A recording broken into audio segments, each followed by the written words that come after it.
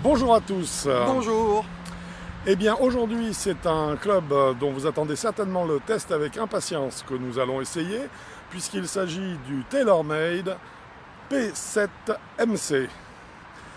Un club forgé donc de chez TaylorMade. Ah mais dis-moi, t'as pas ton chapeau aujourd'hui? Il est en réparation. Et il est en réparation. Voilà. Bah, d'ici là tu vas mettre une petite casquette à Vigolf. Bon, ouais. Hein? Donc le P7 MC en test tout de suite sur Avigolf, rien que pour vous, à tout de suite. À tout de suite.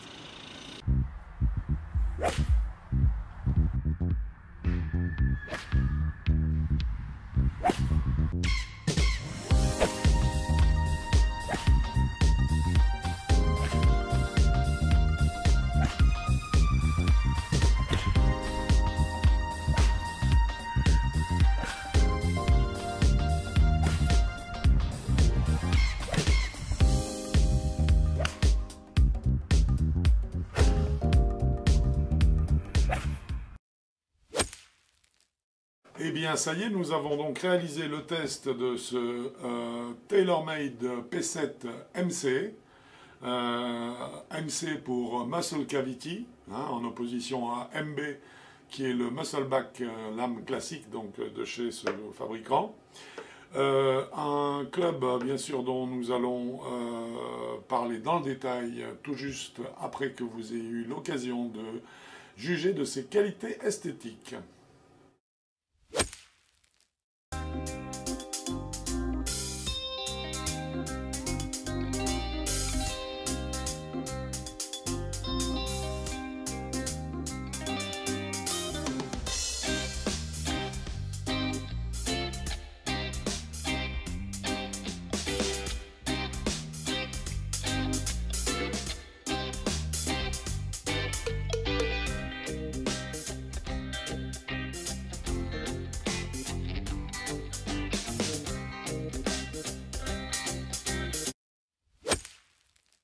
Concernant l'architecture de cette canne, nous avons donc affaire à un club forgé, hein, un club à l'esthétique, vous l'avez vu, magnifique, je trouve.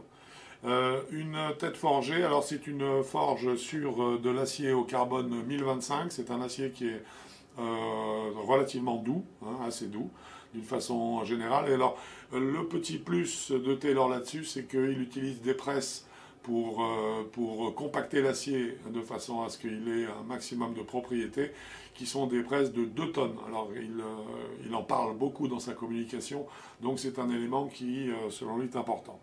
Sinon, cette fois, donc, nous sommes sur un club qui n'est absolument pas un hollow body, hein, c'est un club plein. D'accord. On note simplement la présence d'un petit bourrelet ici, en périphérie, c'est le côté cavity back, hein, c'est le C de MC, il vient de là.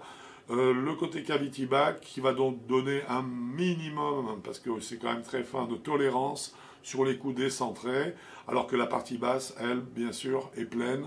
Là, on est sur vraiment le type de finition muscle back. Au point toujours des points relevés par TaylorMade, la forme classique de ces clubs qui, selon eux, sont fidèles aux demandes qui ont été faites par les joueurs du Tour en termes d'esthétique, et donc avec toujours pour ces clubs pour bons joueurs un offset ici minimal, puisque cette fois-ci on est sur un offset de 2,1 mm, sur le fer 7 en tout cas. La face de club est usinée ici. Et alors on ne le voit pas bien de près, mais par contre il y a un usinage qui fait que non seulement les grooves eux-mêmes, les rainures elles-mêmes ont été usinées, mais en plus la surface qui sépare chacune des rainures est usinée également.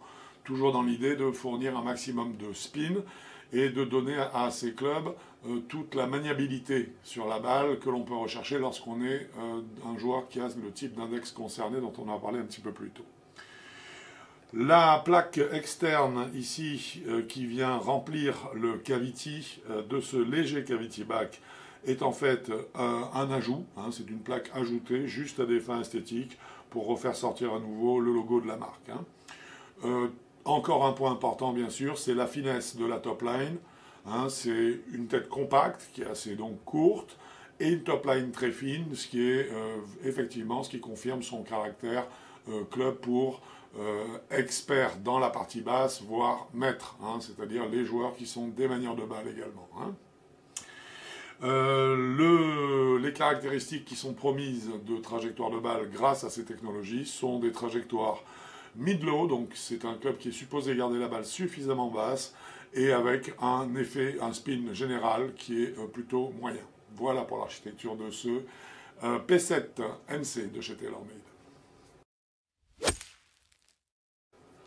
Nous entamons maintenant la phase de notation de ce club. Vous savez que notre nouveau type de notation est là pour justement simplifier, clarifier les choses et que chacun des chapitres de notation que nous allons aborder maintenant a 2 points. Vos 2 points qui seront distribués de la façon suivante. 2 points, c'est l'excellence. 1, c'est la norme. 0, c'est quand on est défaillant par rapport au but escompté.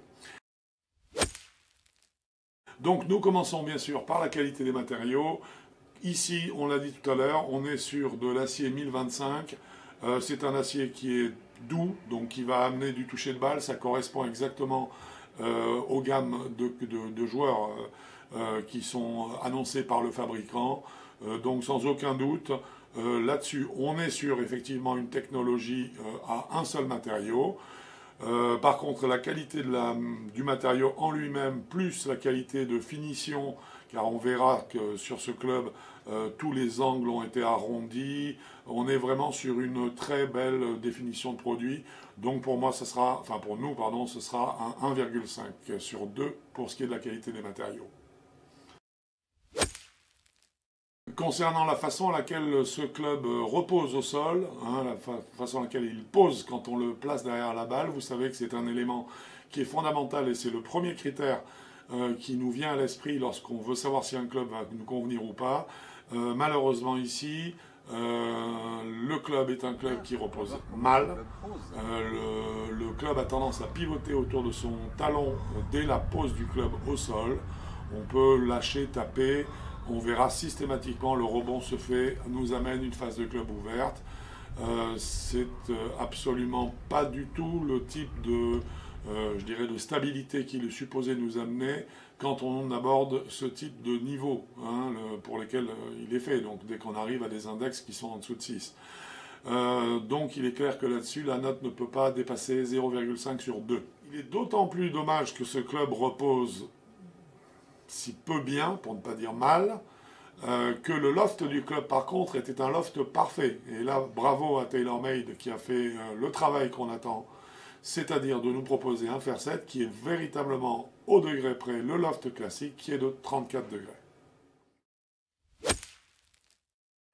Pour ce qui est de la stabilité du club dans l'espace maintenant, c'est-à-dire que nous parlons là du moment d'inertie, du fait que, 1, est-ce que l'on ressent un club qui lors de son déplacement, garde un placement stable, identifiable, et également, est-ce qu'à l'impact, il résiste à des coups qui seraient légèrement décentrés. Alors, il est évident que dans cette catégorie de joueurs, on parle de coups légèrement décentrés, puisque le club est supposé être pour une clientèle moyenne, selon TaylorMade, pardon, de joueurs qui ont un index de 5. À ce niveau-là, on peut dire que le club fait un travail remarquable, ce qui est rare dans cette gamme de clubs. Parce qu'en fait, on l'a vu, ce sont des clubs qui ont des formes de tête compactes. La tête est généralement assez ramassée, ce qui va à l'encontre d'un moment d'inertie important. Or, avec ce P7 MC, on a une très bonne stabilité du club dans l'espace, ce qui est rare pour cette catégorie. Donc, du coup, la note qui sera donnée à ce chapitre-là sera de 2 points sur 2. Pour les shafts, c'est très pauvre, donc là, on va avoir un effondrement de la note, hein, ça c'est clair. C'est très pauvre, puisqu'en fait, il y a 3 manches acier qui sont proposées, qui sont des KBS, avec le 120 grammes en stiff, le 130 grammes en extra stiff. Un seul grip proposé en option, qui est un Golf Pride. Alors, Golf Pride, KBS, ce sont de bons clubs, donc on va attribuer un demi-point. Mais par contre, je dirais qu'au total, on ne peut pas attribuer plus parce que c'est vraiment trop pauvre. À noter que le club n'est pas fourni avec des shafts carbone, ce qui est normal vu le type de joueurs auxquels il s'adresse. Ce sont des joueurs qui généralement cherchent de la précision. Le carbone n'est pas forcément adapté. Voilà un élément qui vous intéresse beaucoup, bien sûr, c'est la puissance et le smash factor de ce P7MC de TaylorMade. Nous avons réussi à monter le smash factor à 1,37, ce qui est très très bien pour un club de cette catégorie. La moyenne, n'oubliez pas, sur le circuit américain en smash factor pour un fer 7, c'est de 1,32. Donc on a quand même une nette évolution qui est supérieure vraiment, donc ça veut dire qu'on a un très bon répondant, et c'est bien sûr encore lié à la qualité des matériaux en dehors de la technologie, qui est relativement faible sur ce type de club évidemment. Par contre, le gain en distance n'a pas été aussi important que le gain en smash factor le laissait supposer. Ce qui fait qu'à l'arrivée, on a une canne qui est une puissance normale plus. Mais par contre, on n'a pas un 37 retranscrit qui normalement nous aurait donné encore plus de puissance, auquel cas il aura eu 2 points. Cette fois-ci, du coup, il n'aura plus que 1,5 point sur 2. La notion de tolérance ainsi que celle d'effet est très intéressante lorsqu'on l'on parle de clubs qui sont conçus pour les maîtres et les experts. Pourquoi? Parce qu'en fait, on recherche avant tout un travail de la balle dès ce niveau de jeu, c'est-à-dire des effets volontaires. Trop de tolérance, on le sait, va complètement gommer les effets, donc là, les notes ne seront pas bonnes. Par contre, un club qui respecterait l'effet en ayant un minimum de tolérance aura bien sûr une très bonne note. Dans cet esprit-là, ce club est un club qui retransmet l'effet très bien. Très bien, sans plus. Ça n'est pas non plus, ça n'est pas un jeu vidéo, on ne peut pas lui donner des courbes dans tous les sens comme on pourrait en avoir envie. Mais par contre, globalement, tout ce qui est fade, draw, est donné avec précision. Donc au niveau de l'effet, c'est là, il n'y a pas de problème. Le petit plus qui est amené par la tolérance, par contre, est un petit peu trop important par rapport, je pense, à ce qu'on verra sur le modèle MB tout court. Là, on rentre vraiment dans l'esprit un petit peu cavity back. Ça se sent sur la compensation et la tolérance lors de l'impact.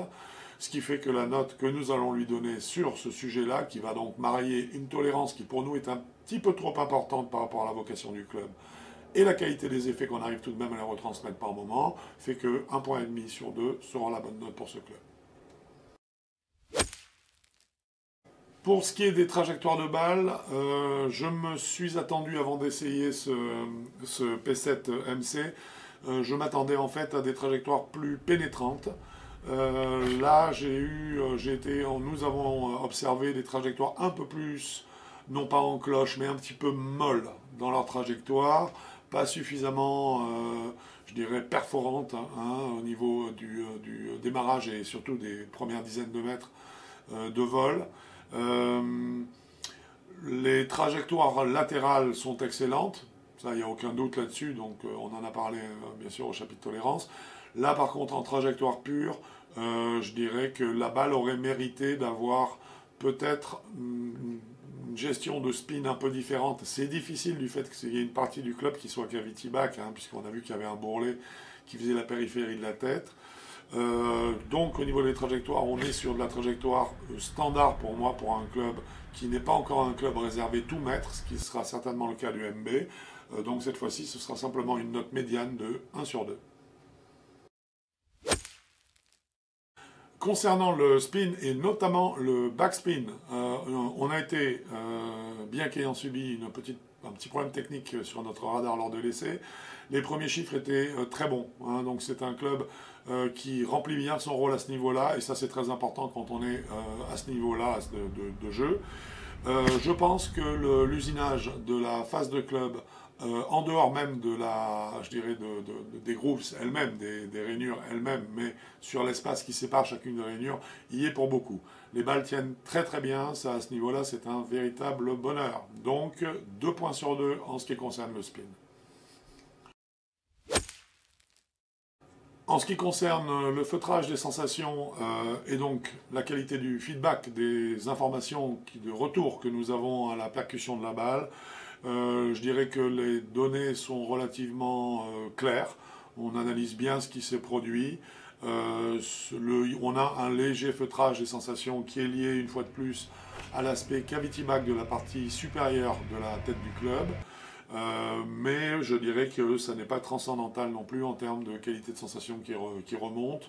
Donc, je dirais que 1 sur 2, c'est-à-dire un feedback normal pour un feutrage normal, sera la note de ce club. Nous attaquons maintenant notre ressenti par rapport, je dirais, à l'ensemble, la gestion globale du club. On va en profiter bien sûr pour vous donner quelques informations supplémentaires. Le modèle que nous avons testé avec Quentin, nous avons obtenu un petit réglage spécial puisqu'on l'a fait monter sur un shaft qui est un KBS mais un 85 grammes. C'était pour se rapprocher le plus des sensations qui seront certainement celles qu'auront les joueurs qui le prendront en régular, même si le grammage sera légèrement supérieur, mais nous l'avons trouvé en stiff, donc en fait ça nous intéressait, pour nous c'était très bien. Bien qu'on ait opté pour un shaft, donc relativement léger, plus léger en tout cas que le stock shaft ne sera, on a une sensation quand même d'effort importante à fournir pour mettre ce club en mouvement. Donc là, à ce niveau-là, il ne faut pas se mentir. La différence par rapport à d'autres modèles de la marque, comme le P770, est très nette. On a chez l'un une maniabilité importante. Chez lui, on sent vraiment, malgré le poids de shaft relativement contenu, on sent vraiment c'est un club athlétique. Hein, c'est-à-dire qu'il faut du muscle pour le monter, le mettre en mouvement. Ça ne se fait pas tout seul. Alors, c'est un petit peu normal aussi parce qu'on est dans une catégorie de club où l'inertie est importante, parce qu'elle va, entre guillemets, favoriser une répétition du geste par la suite. Mais là, tout de même, c'est un petit peu un équilibrage auquel on n'est plus vraiment habitué aujourd'hui, hein, qu'on l'a trouvé relativement lourd. Je dirais que son acoustique était excellente, rien à dire là-dessus. Je vous l'ai dit, on est arrivé donc cette fois-ci sur un swing weight de D3 qui nous allait très bien, et qui est d'ailleurs le swing weight qui est livré d'origine pour les autres shafts. Mais bon, c'est un club qui est tout de même assez athlétique. Par ailleurs, j'ai été légèrement, nous avons été, parce que Quentin partage le même point de vue, la trajectoire de balle pour nous dans cette catégorie aurait dû être un petit peu plus perforante. C'est un club qui est exigeant en termes de contact, qui a quand même, je dirais, son aspect cavity back qui le sauve. Sur notre dernière appréciation et ce dernier chapitre, donc nous lui attribuerons 1,5 point. Tout cela donne à ce P7 MC de chez TaylorMade une note de 13 sur 20 pour un tarif de 200 € le club, donc avec un shaft acier bien sûr. C'est un prix qui me paraît tout à fait cohérent par contre dans cette gamme de clubs, hein, qui est une gamme exigeante où chaque détail est tout de même soigné et le P7 ne fait pas exception à la règle. Donc un club d'une bonne qualité, pour moi d'un bon rapport qualité-prix en tout cas, avec une note de 13, on vient de le dire. Voilà, ce test est terminé, j'espère qu'il vous aura plu. Je vous dis à bientôt sur un parcours de golf ou sur avigolf.com. Et d'ici là, bien sûr, bon golf à vous.